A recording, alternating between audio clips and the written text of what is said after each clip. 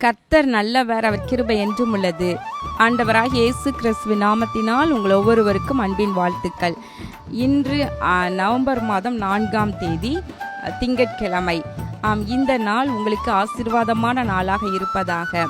இன்று நாம் தியானிக்க இருக்கும் வசனம் எபிரேயர் 13ஆம் அதிகாரம் 16வது வசனம். நன்மை செய்யவும் தான தர்மம் பண்ணவும் மறவாதிருங்கள், இப்படிப்பட்ட பலிகளின் மேல் தேவன் பிரியமாயிருக்கிறார்.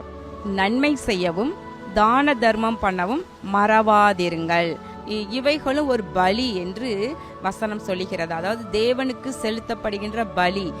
இந்த பலிகளின் மேல தேவன் பிரியமாயிருக்கிறார் என்று சொல்லப்படுகின்றது. விசேஷமா அதுக்கு முந்தின வசனம் பாருங்க. அவருடைய நாமத்தை துதிக்கும் உதடுகளின் கனியாகிய ஸ்தோத்திர பலியை அவர் மூலமாய் எப்போதும் தேவனுக்கு செலுத்த கடவோம். அதுக்கு முந்தின வசனத்துல ஒரு பலி சொல்லப்படுகிறது. அது என்ன பலினா, உதடுகளின் கனியாகிய ஸ்தோத்திர பலி.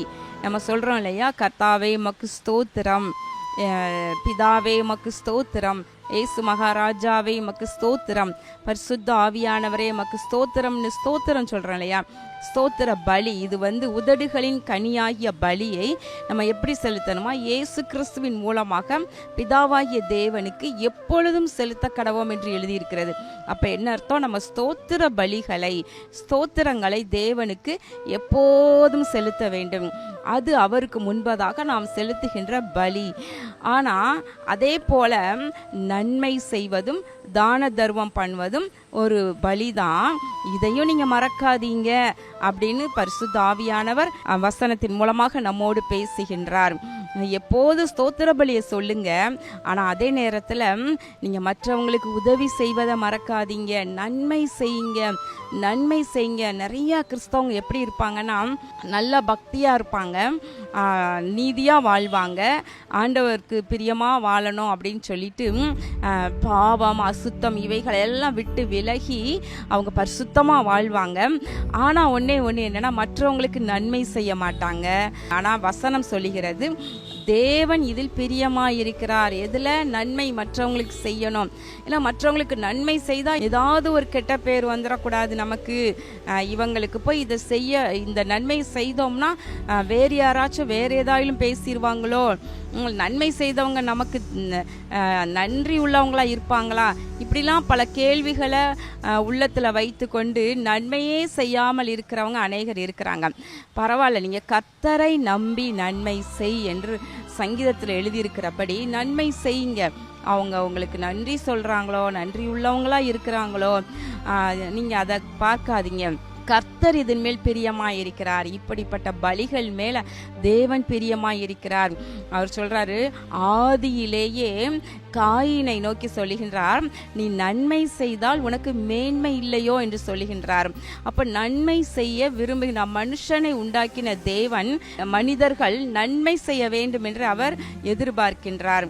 எனவே தேவ பிள்ளைகளிடம் நீங்க நன்மை செய்யுங்க, தான தர்மம் பண்ணுங்க, மற்றவங்களுக்கு தான தர்மம் பண்ணுங்க. இது ஆதரவற்றவர்கள், திக்கற்றவர்கள், அனாதைகள் ஏராளமா தேசத்துல இருக்கிறாங்க. இவங்களெல்லாம் மறக்காதீங்க.